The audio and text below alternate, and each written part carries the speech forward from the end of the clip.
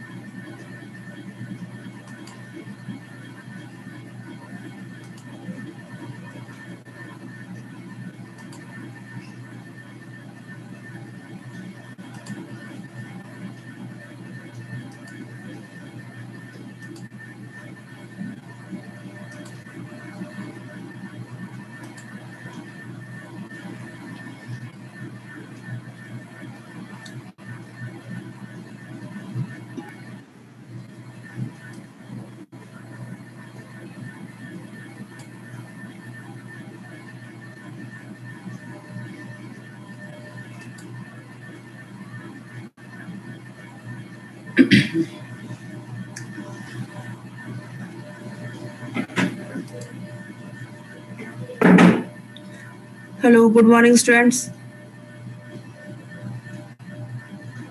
Good morning. Good morning, ma'am. Good morning. Yes, good morning.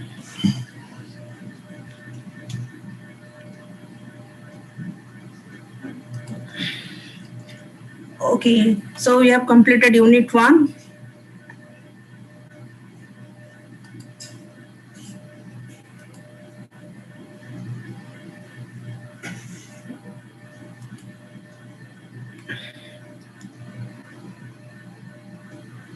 क्या हुआ कबीर?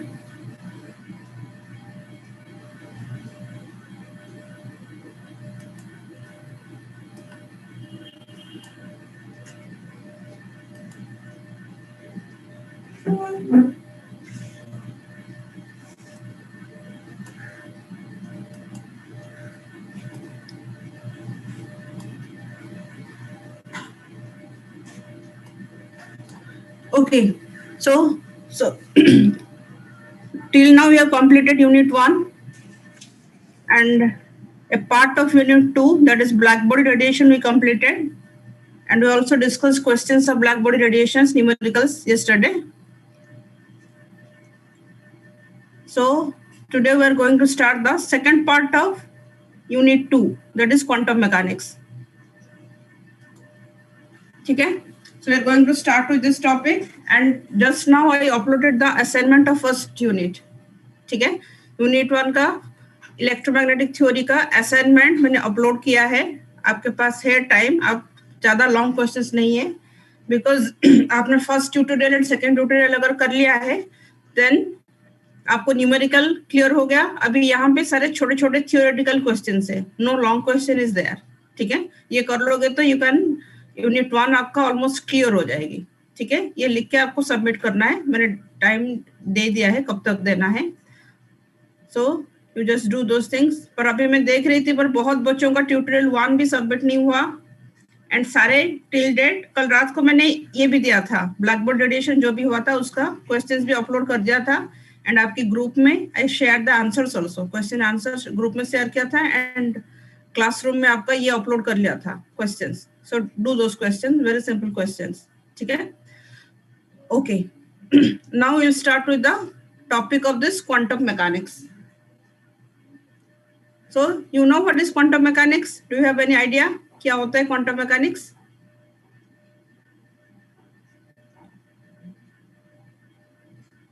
क्योंकि black body radiation whatever we are discussing, मैंने आपको बोला था that is a transition phase between the classical mechanics and quantum mechanics. Now we'll coming to the topic of quantum mechanics. So क्या है quantum mechanics? ठीक है, So as you know, we discussed the black body radiation, and this black body radiation was first clearly explained by Planck's quantum theory. Okay, Planck was first person to explain the black body radiation graph completely. So actually, क्या हो रहा था at that during that time, there are many phenomena which you are observing. That practically you can observe them, but no theory was there to explain them. Like stability of atom was also there, photoelectric effect, black body radiation. ऐसे बहुत सारे theory could not explain by classical mechanics. ठीक है? Then considering this Planck's quantum theory, it was considered that energy, whatever the emission and absorption energy, is not a continuous process, but it takes place in the discrete or in an integral multiple of certain energy. Okay? That is, instead of continuous, we are considering the emission or absorption energy in the form of packet of energy or in the form of quanta, जिसको हम कहते हैं photon. And जिसका energy generally उसका energy is quantized as E equals to h nu. ठीक है, या फिर integral multiple of h nu. According to this we are explaining that is जो ट्रांजिशन फेज थोड़ा सा चेंज हुआ. सो जब ये कंसेप्ट आ गया, that is when we are saying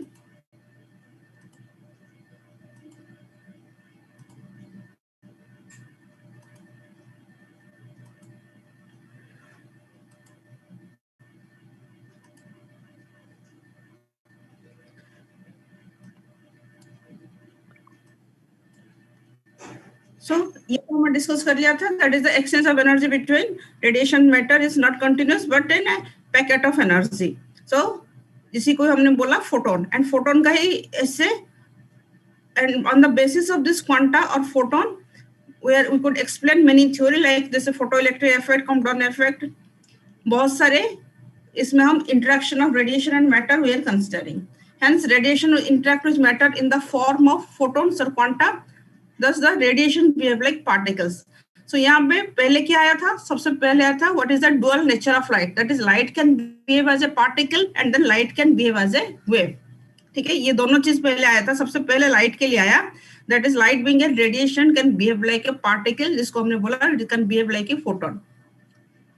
particle को हमने कैसे क्या नाम दिया था? The particle was named as photon. Light, the photon is a particle which is governing the light.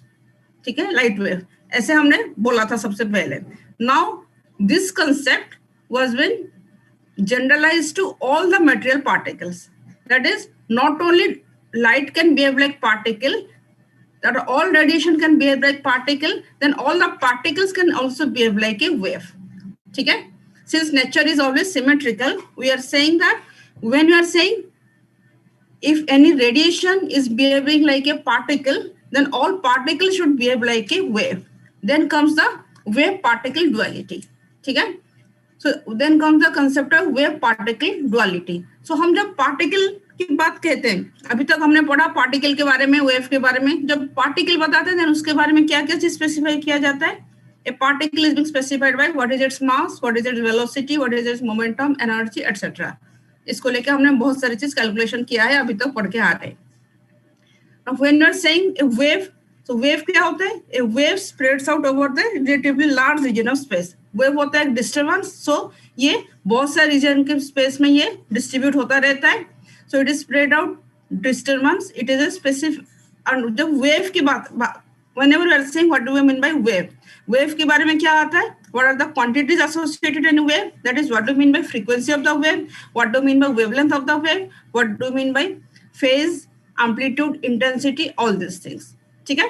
So gradually जब हमने बोला what is this wave and particle, दोनों अगर एक साथ बिहेव कर रहे हैं, if particle all the particle can behave like a wave, then wave का कैरेक्टर भी उसके साथ एसोसिएट होगा ही होगा पार्टिकल के साथ.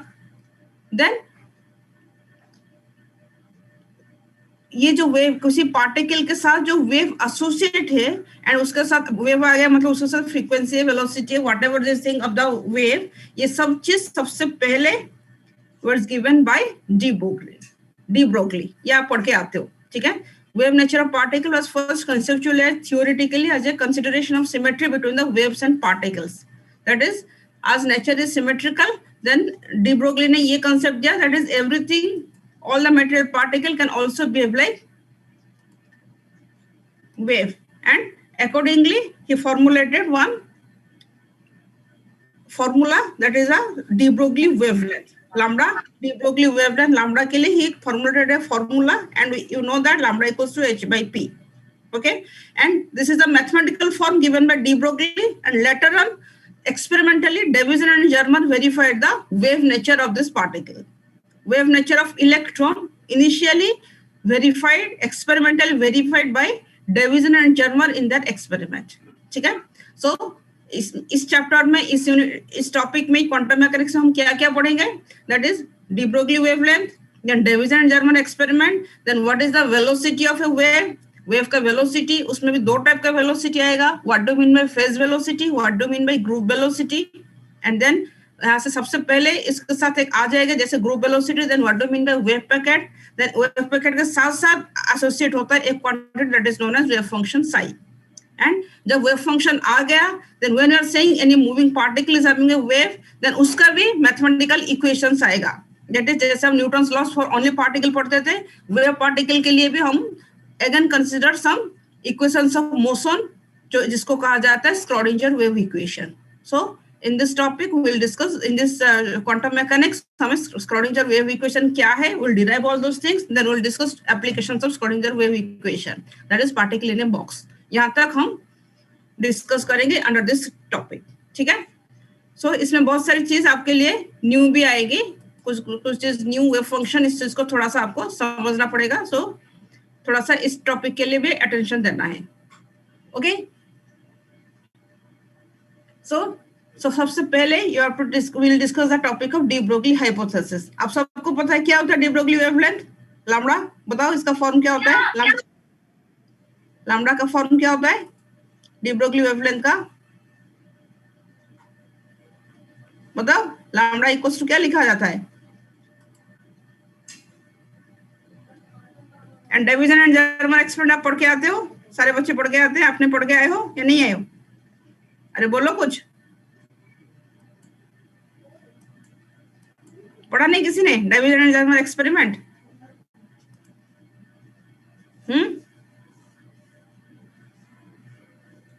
lambda is equal to h upon p.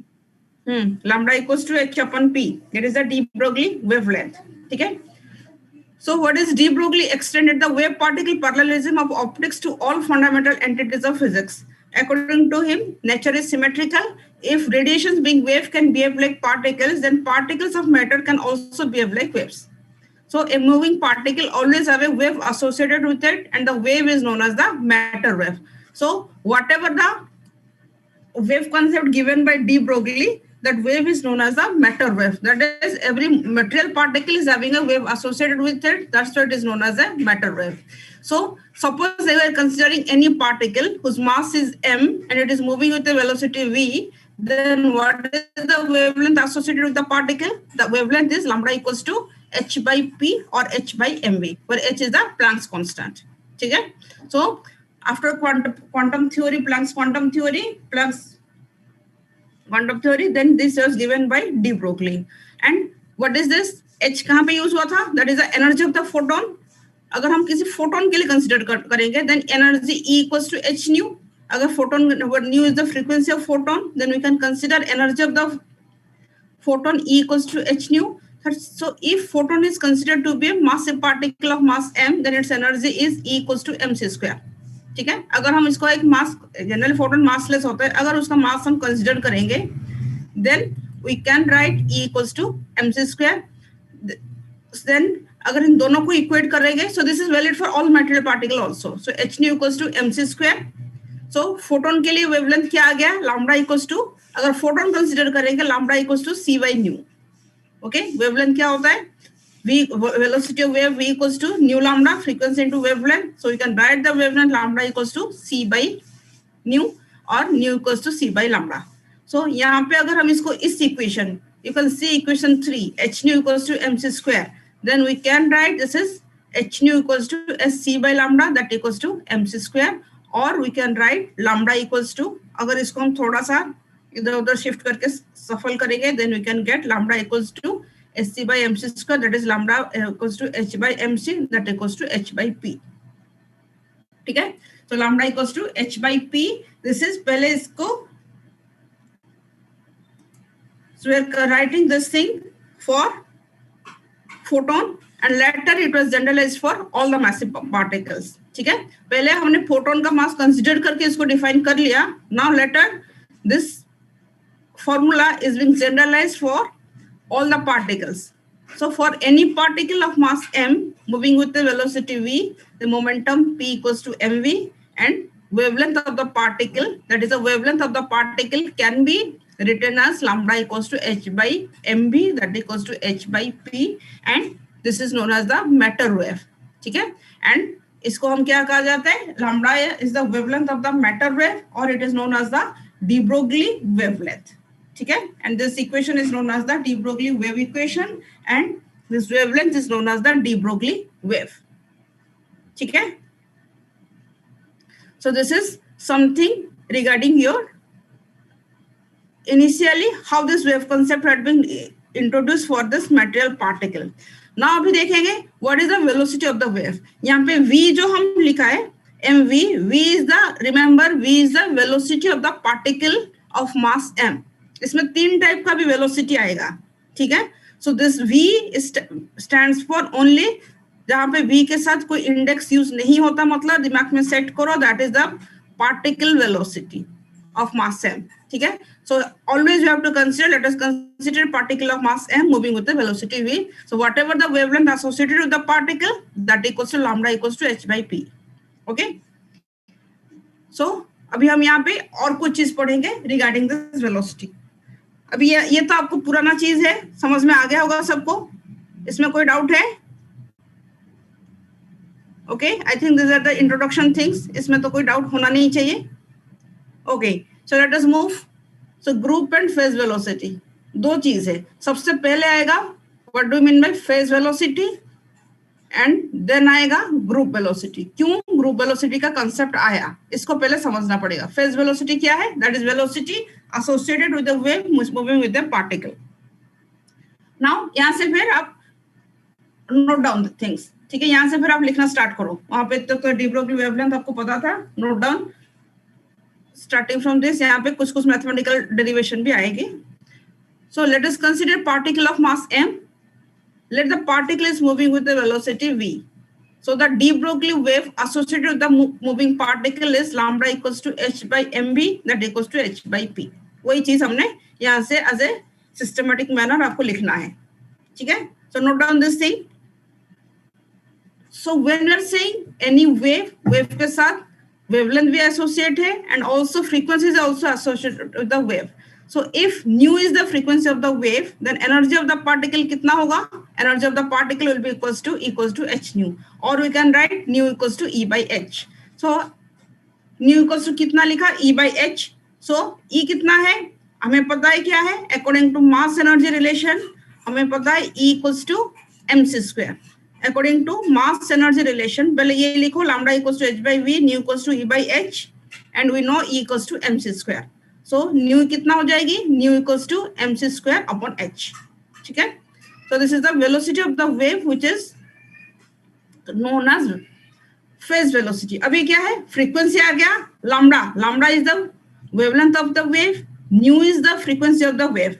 Now whatever we are considering wave associated with the moving particle, उसका velocity को let us name as phase velocity. क्या लिखोगे? What is phase velocity? Velocity associated with the moving particle, इसको हम लिखेंगे Vp. So Vp क्या है? Velocity of the wave equals to always normal general formula, frequency into wavelength.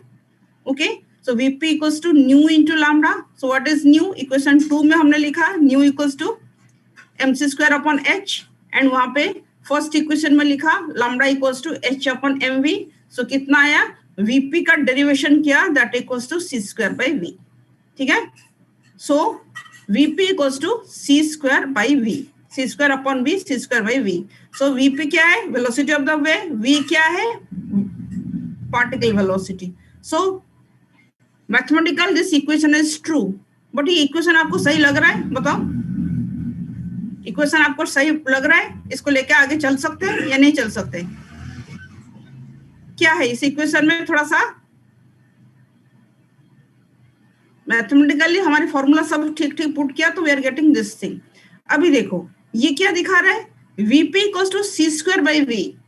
तो whatever the value of velocity vp, इसका velocity देखो c क्या है, speed of light, so c square मतलब c into c upon v, so this quantity will be c by v into c, so whatever the velocity of the wave is more than the speed of light, इतना दिखा रहा है, ठीक है।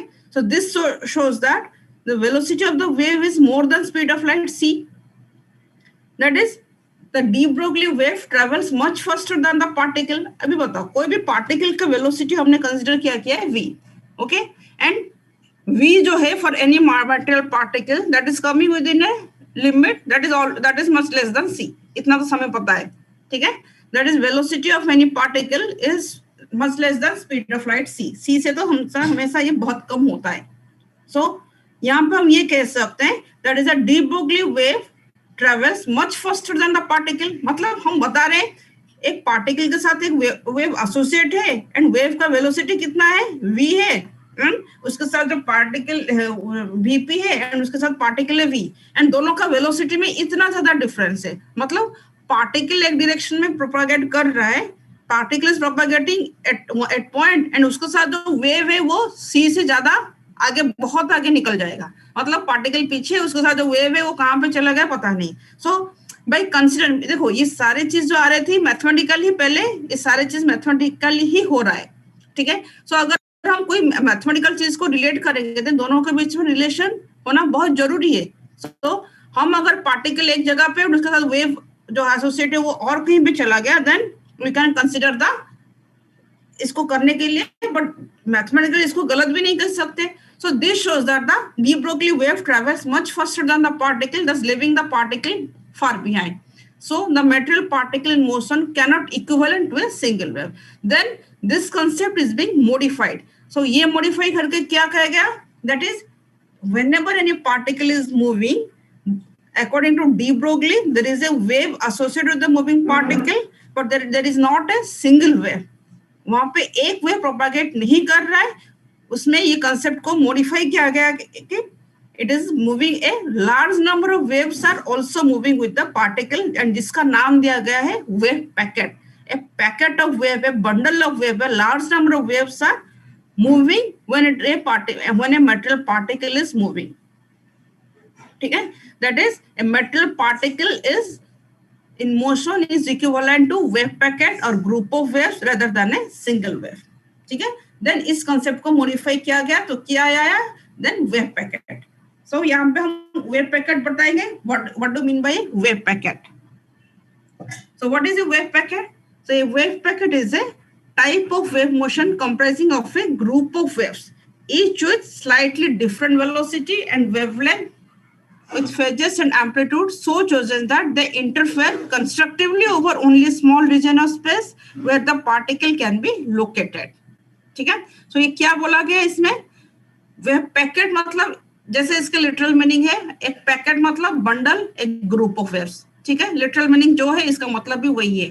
सो इसको group कैसे को हम कंसिडर कैसे करेंगे, दैट इज इसमें जो वेव्स होते हैं इसमें थोड़ा थोड़ा उनका वेलोसिटी हल्का सा डिफरेंस है, नियर अबाउट सेम, जिसको हम हल्का डिफरेंस दिखाते हैं उसको ऑलमोस्ट सेम कंसिडर करेंगे, एंड इसको हम ऐसे कंसिडर करेंगे दैट देयर इन सब आपस में they will interfere constructively, there will be constructive interference between the waves over a small region of space. मतलब जैसे एक पार्टिकल जा रहा है, पार्टिकल इज प्रोपागेटिंग, उसके साथ बहुत सारे वेव भी प्रोपागेट करेंगे।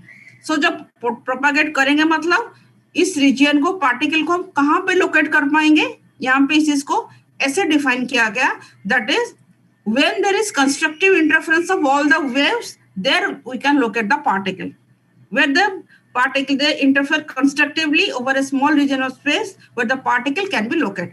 पार्टिकल को कहाँ पे लोकेट कर सकते हैं, पार्टिकल को उस जहां पे constructive interference of all the waves हो रहा है, you can locate the particle within that region. And outside region में क्या होता है, जहां पे उनका डिस्ट्रक्टिव इंटरफेरेंस हो रहा है वहां पे पार्टिकल नहीं हो पाएगा, ठीक है, we can get the particle जहाँ पे डिस्ट्रक्टिव इंटरफेरेंस हो रहा है. सो दिस क्राइटेरिया यहाँ पे हमने फिक्स कर दी. दैट इज वेव पैकेट क्या है, सिंगल वेव नहीं जाता, एक ग्रुप ऑफ वेव या bundle of wave and propagate करता है जिसको हम कहेंगे wave packet. And wave packet में क्या होता है, एक ग्रुप ऑफ वेव्स का कंस्ट्रक्टिव इंटरफेरेंस जहाँ पे होता है, where there we can locate the particle. ठीक है, so the particle can be located in a region or space where the waves are interfering constructively. And इसको कहा गया डिस्ट्रक्टिव इंटरफेरेंस होता है, मतलब जहाँ पे एम्पलीट्यूड 0 हो जाता है तो वहां पे पार्टिकल को लोकेट नहीं कर पाएंगे. जहाँ पे कंस्ट्रक्टिव इंटरफेरेंस होता है, they are having large amplitude, so इसके अंदर ही you can locate the particle. And आगे आगे जाते हैं इसी कंसेप्ट को ही हम रिलेट करेंगे विद द वेव फंक्शन.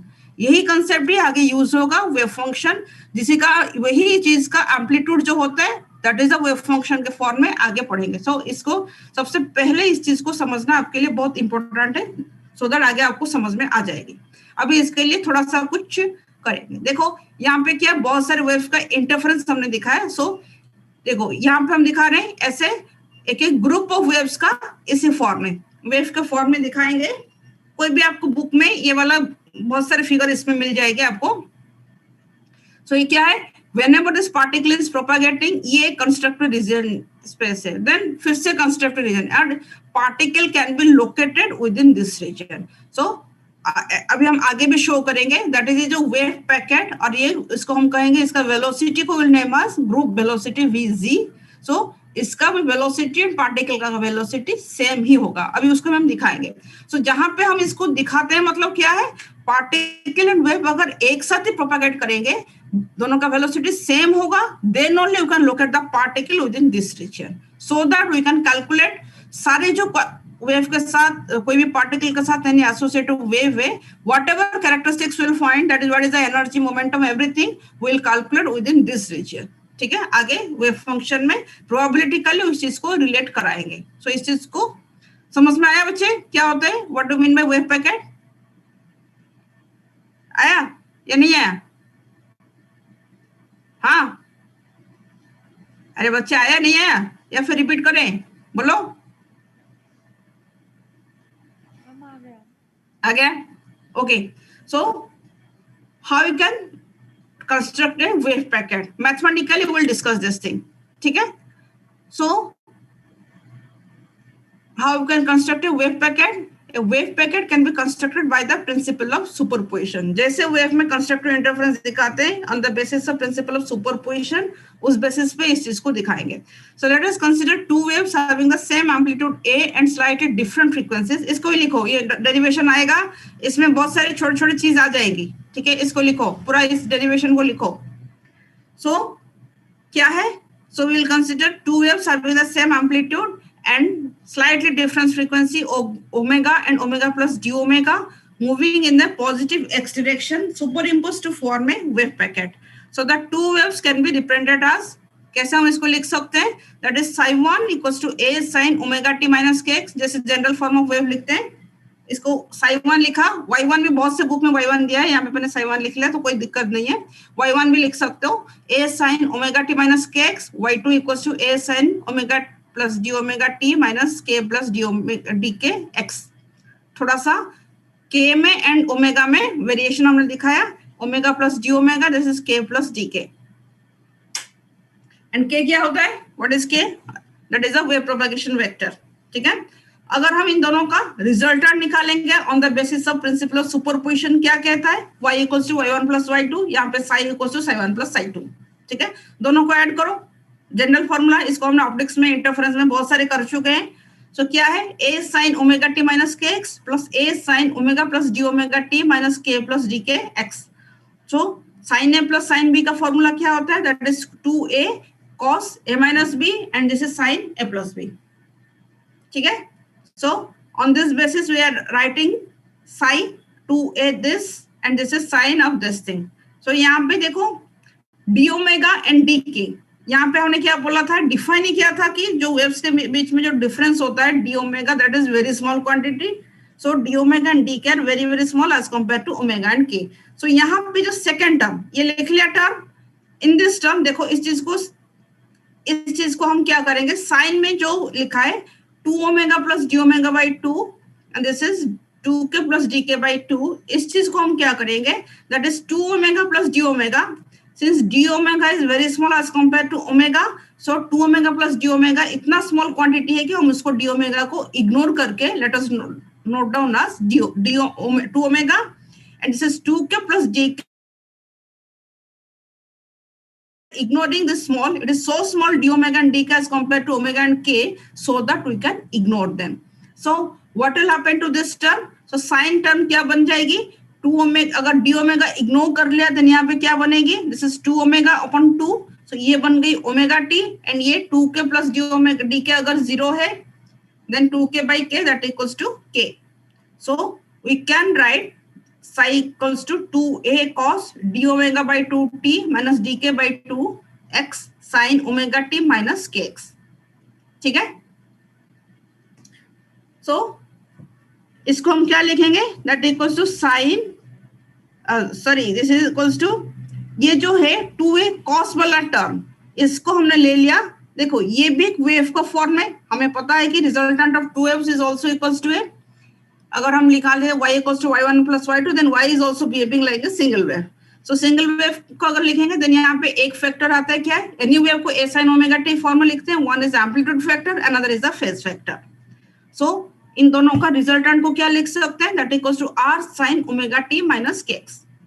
ठीक है. We can write psi equals to r sin omega t minus kx, where r is equals to 2a cos d omega by 2 minus dk by 2x. Sorry यहाँ पे t छोड़ दिया, इसको लिख लेना बच्चे. ठीक है, यहाँ पे t लिखो, r equals to d omega by 2t minus dk by 2x. This is the amplitude of the resultant wave. So यहाँ पे देखो, अगर यहाँ पे ये जो एक psi लिखा है, यहाँ पे this quantity को amplitude लिखेंगे, then ये क्या है, so this is dependent on phase factor. So the sin factor represents a carrier wave of frequency omega and propagation vector k. So ये भी दिखा रहा है ये भी एक वेव के फॉर्म में आया, y equals to r sin omega t minus kx. So यहाँ पे हम दो चीज डिफाइन करेंगे. ठीक है. So यहाँ पे ये जो वेव आया that is a resultant wave आया. देखो कोई भी वेव में हम वेलोसिटी को क्या लिख सकते हैं, v equals to omega by k. मैंने आपको इलेक्ट्रोमैग्नेटिक थ्योरी में एंड आपको पहले ही पता है ये चीज, vp equals to omega by v equals to velocity of the wave equals to omega, that is 2 pi nu upon k equals to 2 pi by lambda, that is wave number. ठीक है.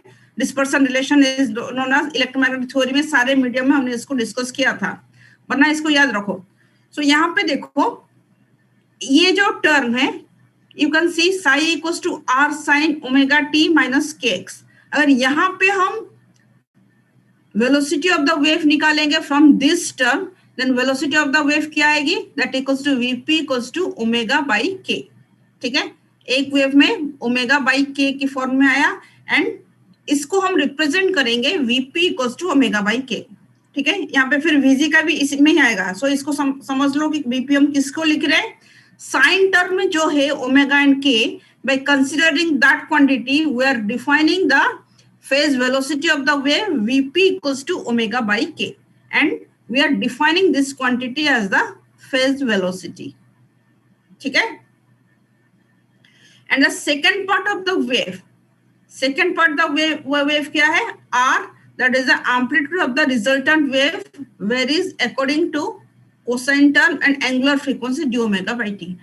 Now you see this term जो r हमने लिखा है, r के अंदर क्या चीज है, यहाँ पे भी एक cos टर्म है. ठीक है. यहाँ पे भी जो रिजल्टेंट का जो एम्पलीट्यूड हमने दिखाया that is 2a cos d omega by 2 minus dk by 2x. यहाँ पे भी एक वेलोसिटी का एक्सप्रेशन आ जाएगा. सो वेलोसिटी क्या है, ओमेगा बाई k. यहाँ पे ओमेगा कितना है, from this cos term omega कितना है, d omega by 2. For this term k कितना है, dk by 2. सो वेलोसिटी कितना हो जाएगी, d omega by 2 upon dk by 2, that will be equals to d omega by dk. ठीक है. So the second part of the wave, that is the amplitude of the resultant wave varies according to the cosine term with angular frequency d omega by 2 and the propagation vector propagation constant dk by 2, and the velocity इसका कितना बन जाएगी, d omega upon dk. and यहाँ पे cost term में जो आया velocity, हमने कुछ कोई टर्म भी आ सकते हैं, we are defining that term as group velocity. ठीक है, इसको हम क्या डिफाइन करेंगे? That is known as group velocity, that equals to velocity of motion of group of waves which make up the wave packet, velocity of motion of group of waves which make up the wave packet।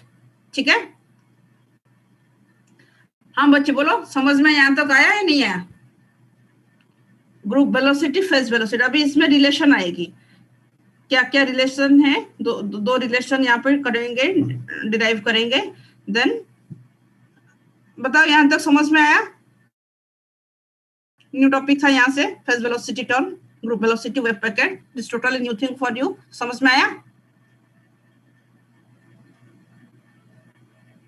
या नहीं है? अरे बोलो।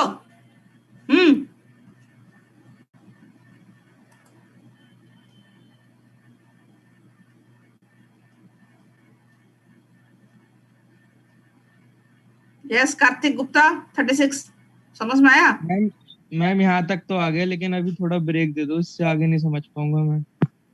हाँ, समझ नहीं पाओगे? क्यों, सवेरे ज्यादा क्लास हो गई क्या आज? हाँ, बहुत ओवर हो गया मैम। ओवर हो गया? अभी थर्ड पीरियड से ओवर, अभी हाफ एन आवर ब्रेक के बाद आए, फिर भी ओवर हो गया सबका? सबका ओवर है या खाली कार्तिक का ओवर है?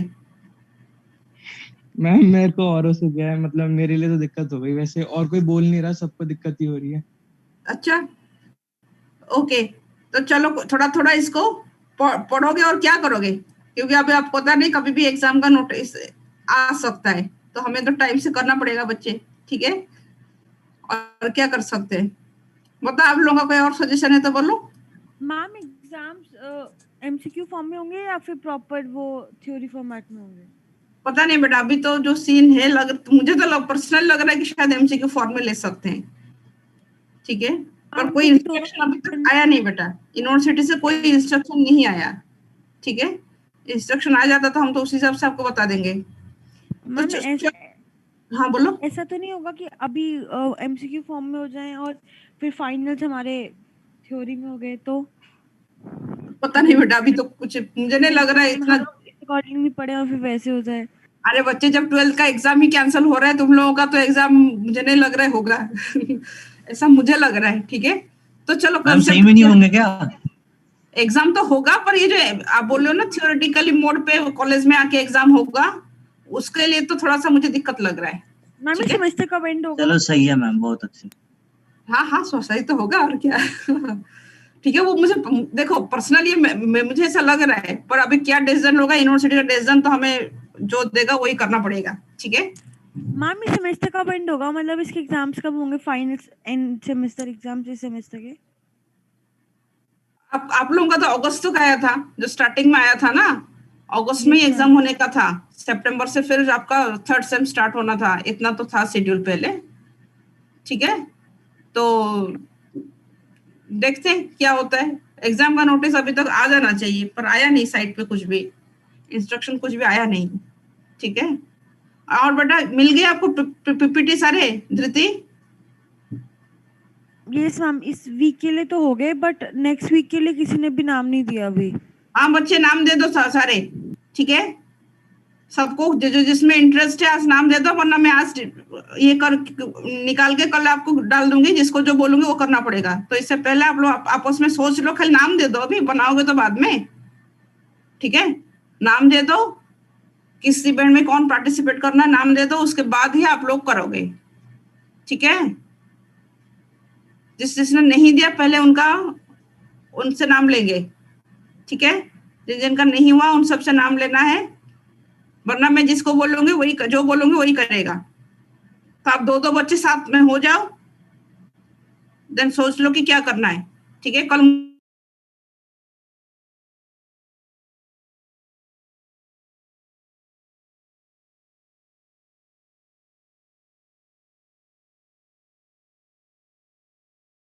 Recording in progress.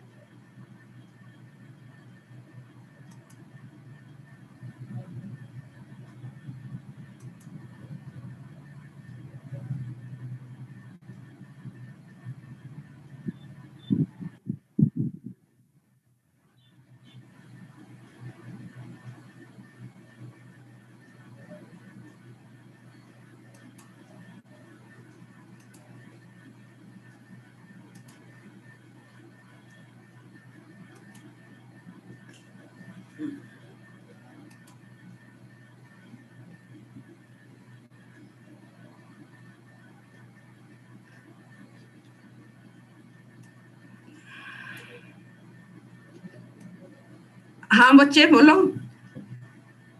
यहाँ तक समझ में आ गया जो जो पढ़ा था अभी?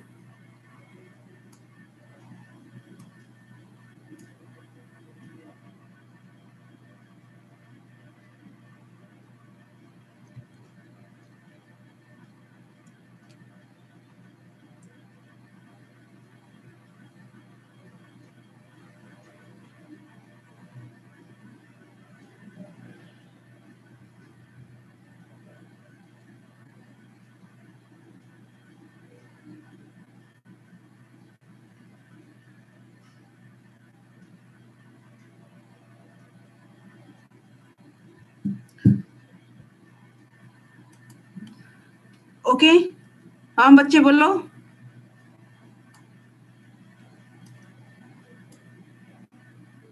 सो आप सबको समझ में आया? What do you mean by wave packet? What do mean bye phase velocity? Velocity of a single wave is known as phase velocity, and but we are saying it is moving with a group of waves, and उसको कहा गया that is known as your group velocity. That is whenever a particle is moving, उसके साथ not a single wave is moving but a bundle of wave or group of waves are moving, and जिसको हमने बोला that is known as group velocity. Group में जाता है, that's why इसको कहा गया ग्रुप वेलोसिटी. वेव पैकेट मतलब वेव ग्रुप, तो उसका वेलोसिटी को हमने बोल दिया that is equals to group velocity.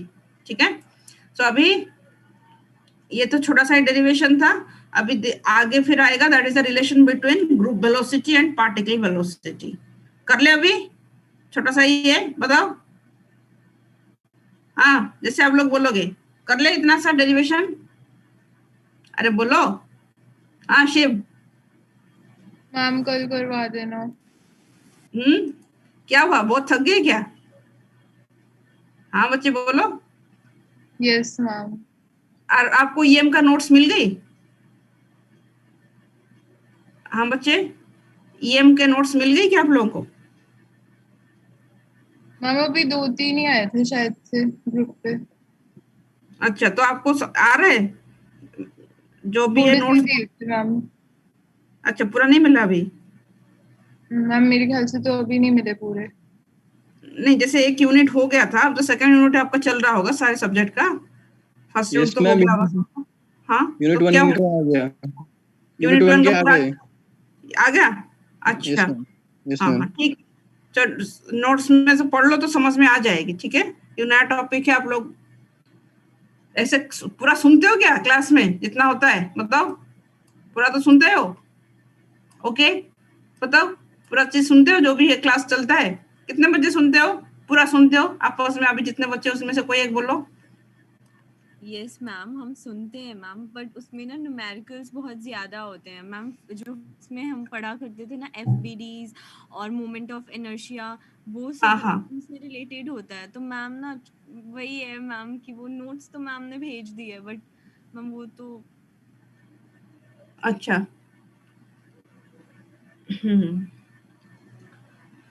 चलो लेट अस सी के आप थोड़ा सा नोट्स वर्ड्स पढ़ लो.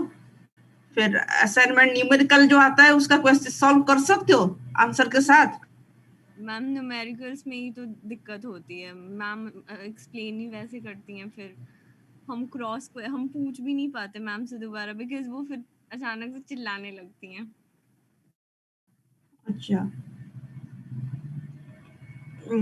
तो क्वेश्चन विद आंसर्स पूरा डिटेल लिख के दिया नहीं क्या? मैम ने सैंपल पेपर शेयर किए हैं, मतलब हमें करने के लिए. हाँ, नहीं विद आंसर्स दिया है या आंसर नहीं दिया, खाली क्वेश्चंस दिया है? दिया है. अच्छा, ठीक है, चलो देखते हैं. ठीक है, चलो फिर आज तो मूड नहीं, तो आज नहीं करते. ठीक है, टाइम भी कम है. सो फिर ये करेंगे. ठीक है, कल करते हैं टॉपिक. ओके, चलो. Now ending the meeting.